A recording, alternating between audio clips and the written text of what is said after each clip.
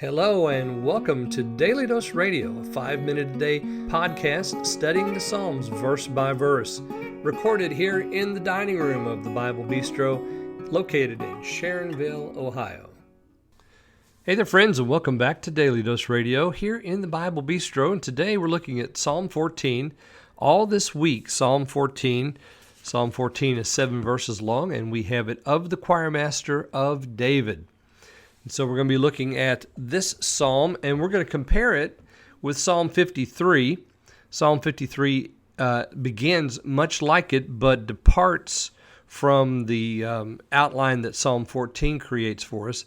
Basically, we have two parts in this psalm. We have verses 1 through 4, which is an argument really against the idea of Pelagianism. Pelagianism said that there was no taint of original sin in the human race, and therefore man's will was not corrupted.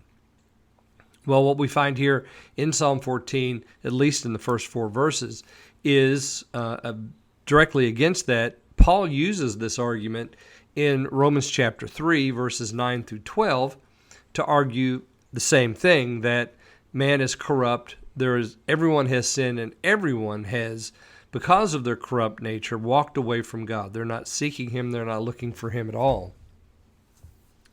The second half of the psalm, verses 5, 6, and 7, tell us about the Lord. The Lord's going to do some things, and He's going to discover some things. And so we're going to be looking at 5, 6, and 7 later in the week. Psalm 53 differs from this altogether.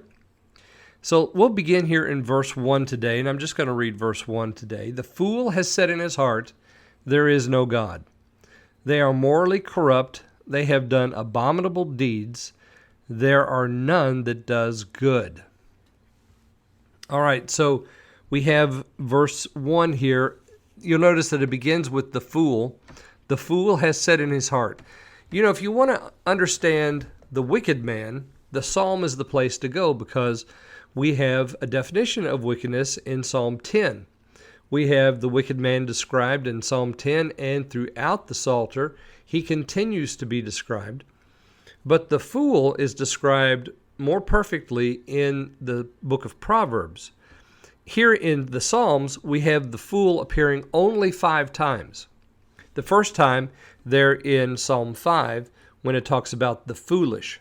But only 5 times in the entirety of the book of Psalms do we have the fool appearing. And here, we have him in 14. He said in his heart, "There is no God." We have the exact same thing said of the fool in 53. So those are 2 of the 5 occurrences. So you can see that if you want to learn about the fool, you really need to go over and look at the book of Proverbs. But we have something very important said about the fool, and that is what he says. We have a quote here. "There is no God." He says this. The fool says this. So when you hear anybody say, "There is no God," you know you're dealing with a fool. It is the telltale sign of foolishness, this phrase, "There is no God." And of course, I'm sure you have heard people in your life say this. You've heard celebrities say this. You've heard rulers and leaders say this. And when you do, you understand who they are. And it says of them, they are morally corrupt. They have done abominable deeds. There is none that is good. There are none that has done good. So that, of course, comes right over into Romans chapter 3, verse 12. Paul takes that very thing up. It's repeated again in verse 3. There is not one who does good, not even one. So we understand that the fool is the subject here. How he behaves, what he says, how he acts, this is the telltale sign of foolishness. We're going to look at, beginning tomorrow, we're going to look at Romans chapter 3 and compare it with this. Also, I want you to be able to go over and look at Psalm 53 and compare this passage to that one. I won't have time to open to Psalm 53 today, or to Romans 3, so we'll pick up those tomorrow, and we'll look at Paul's argument and the argument here from the Psalm. So I hope you'll join me then here on Daily Dose Radio. Thanks for listening to Daily Dose Radio.